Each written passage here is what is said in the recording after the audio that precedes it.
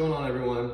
I just wanted to hop on here real quick, give a quick tip on something that I see people having a lot of issues with in the gym, something that I've had to work with my clients with before we can even perform specific exercises. And what it is the bent over position. So what I notice is people have a lot of issues just getting into this position right here, right? The most common issue is the hips.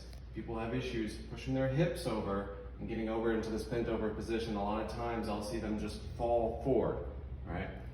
We don't want to do that. That's throwing off our center of gravity and it's making your back susceptible to injury. So here's a quick way to kind of help you work on that bent over position. You don't need any weights or anything. All you need is a wall, all right? So what you want to do is you want to get your feet pretty close to the wall, a few inches away, right? You don't need to be all the way up on it, right? I'd say 2 to 4 inches away from the wall.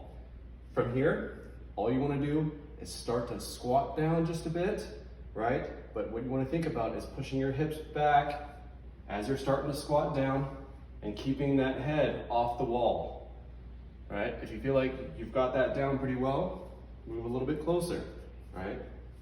Really force that stretch. Now, that goes over the hip hinge part of the move. Another issue I see, if people are able to push their hips back, they don't have an issue with that, it's keeping their back straight while they're doing an exercise, right? I see a lot of rounded backs whenever they're doing bent over rows or whatever it may be.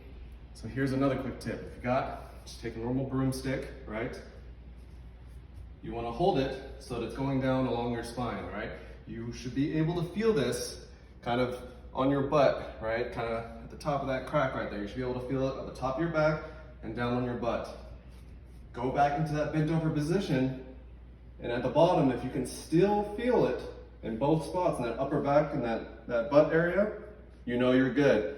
If you're not feeling it, that's a clear sign that you're clearly bending over, arching that bit, punching over on the back, right? Notice how it's not touching my hips back there.